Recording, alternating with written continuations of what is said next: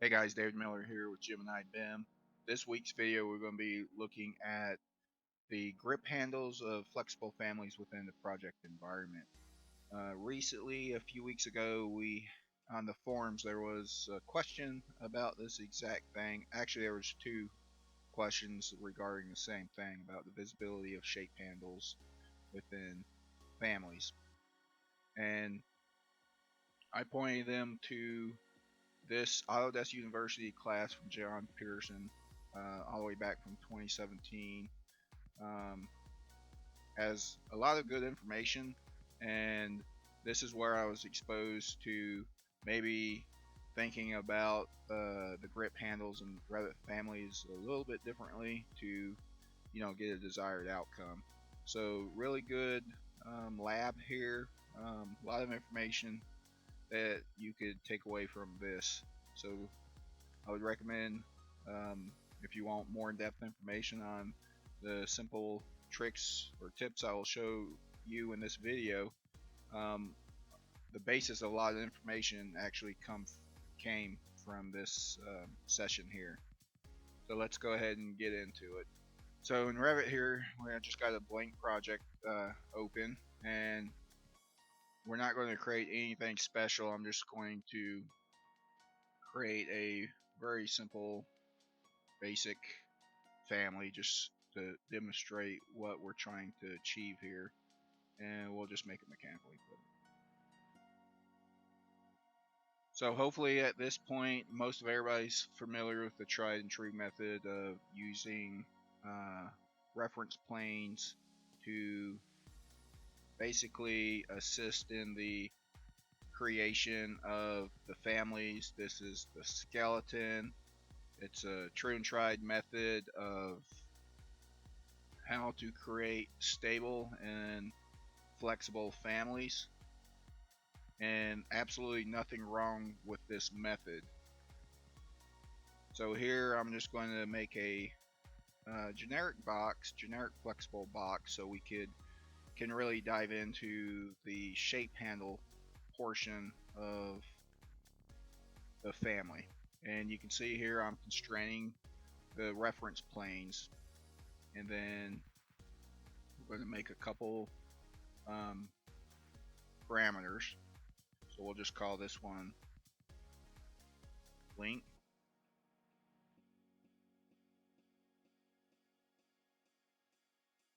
We're going to make it an instance because remember, in order to get the shape handles in the project environment, two conditions need to be met, and that is that the dimension that you need to control is based off of actual reference geometry, and it needs to be an instance uh, type parameter to get the blue grip handle.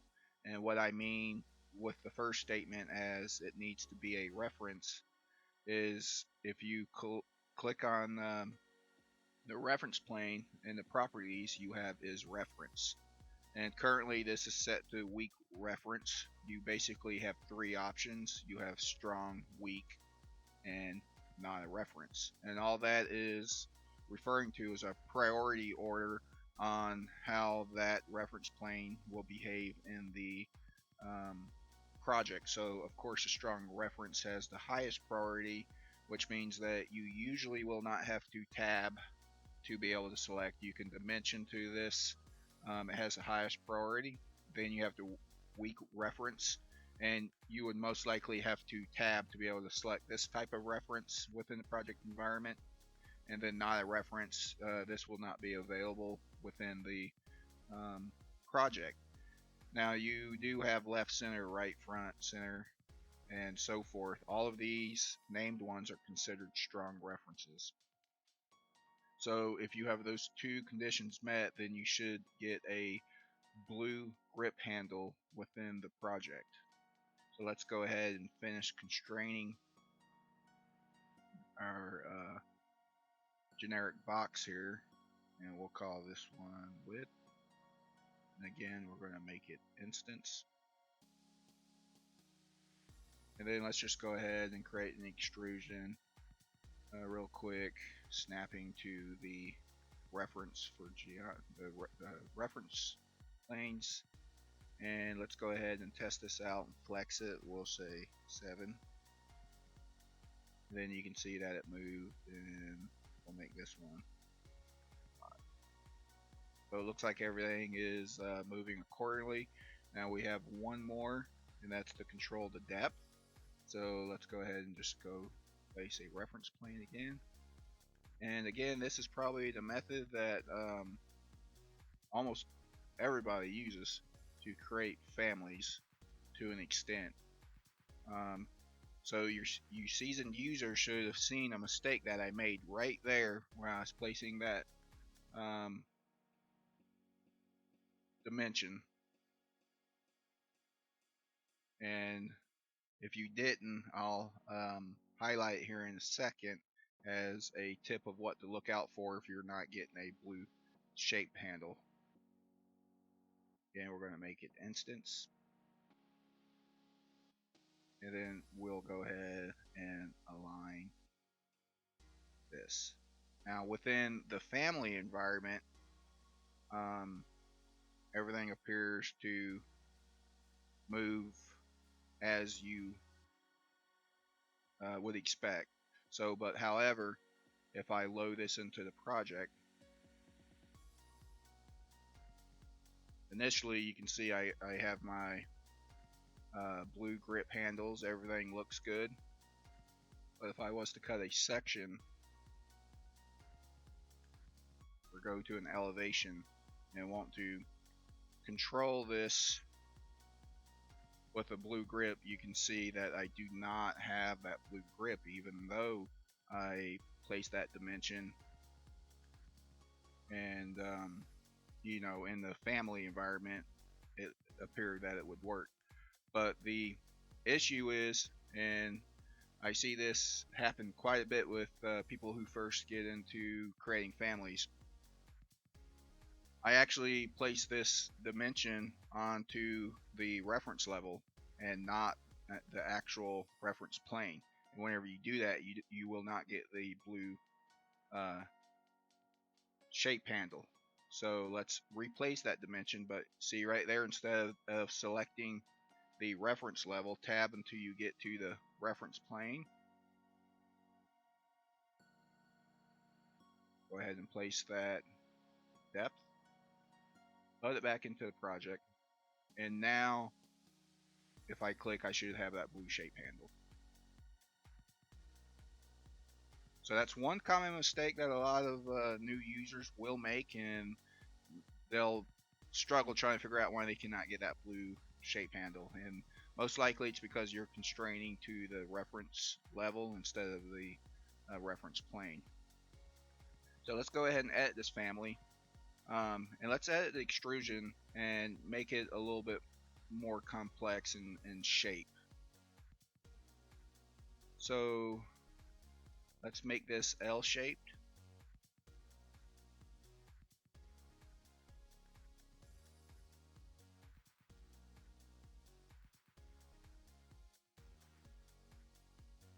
So now we have a little more of a complex shaped family, and then if I load this into the project, one of the issues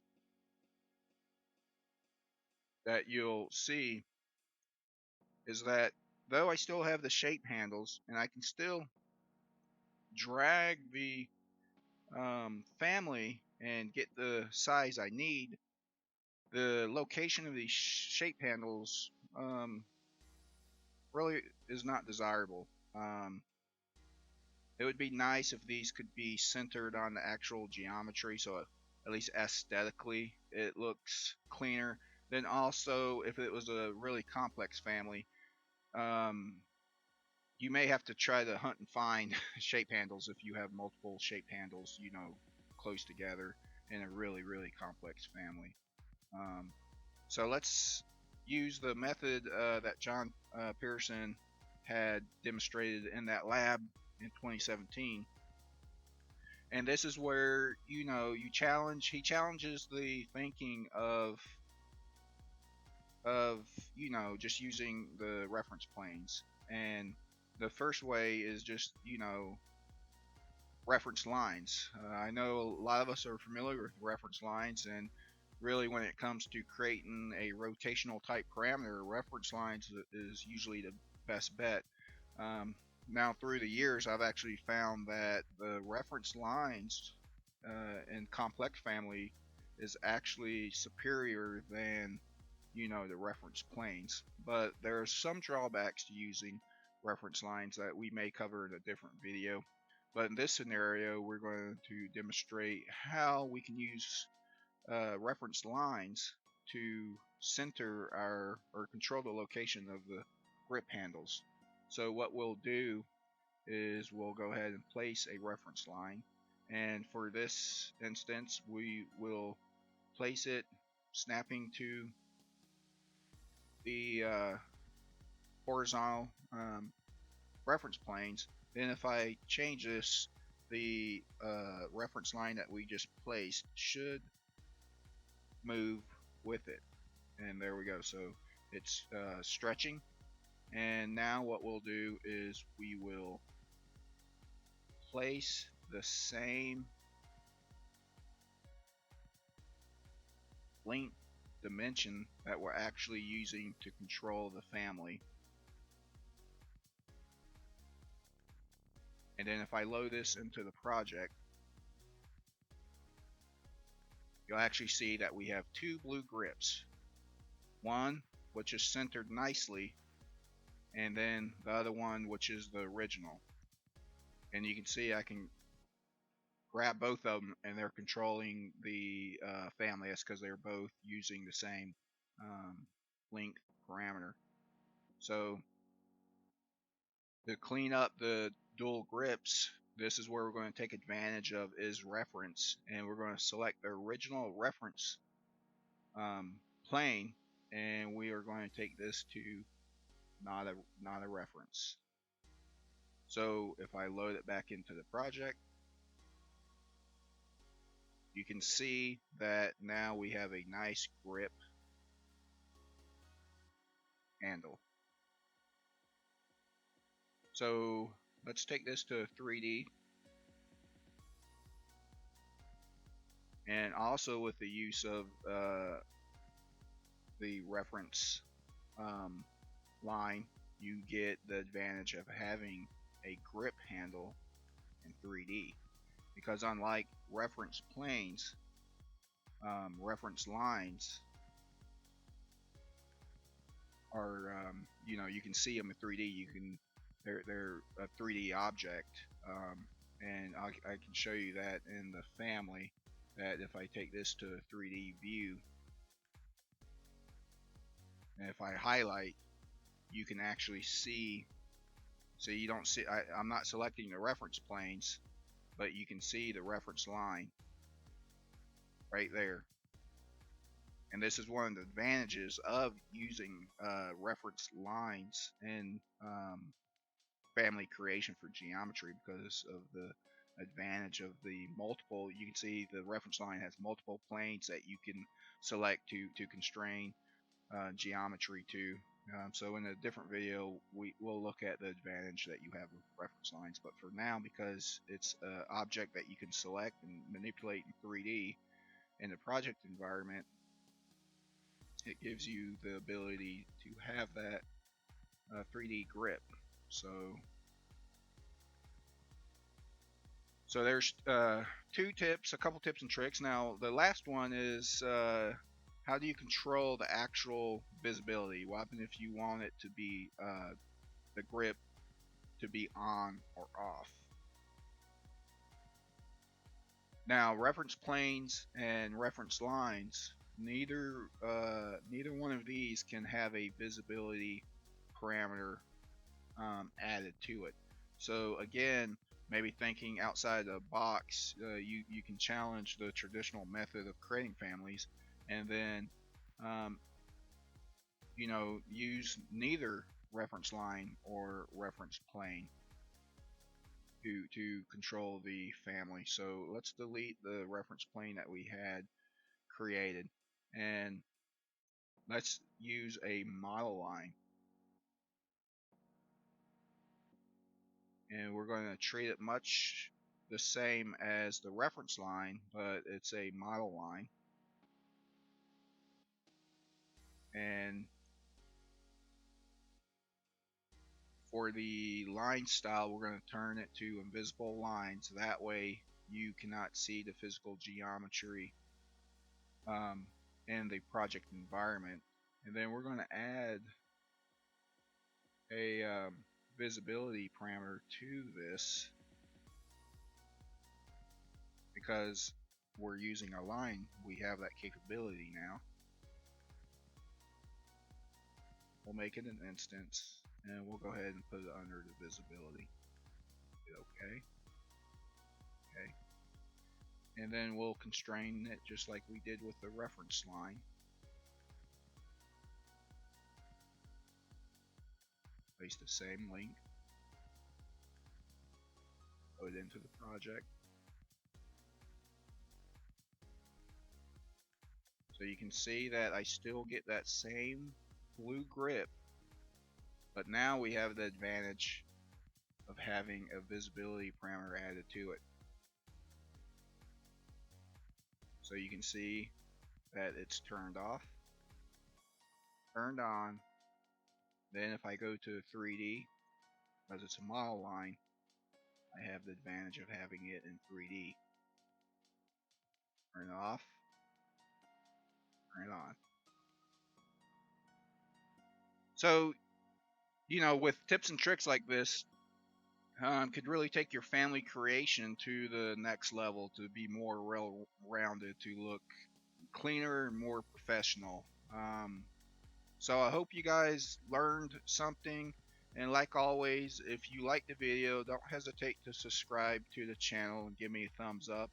And again, a shout out to John Pearson for the awesome lab all the way back from 2017, but I'm still personally using the items that was exposed to me in that class in my family creation today. So go give that a look, guys, and like always, thank you.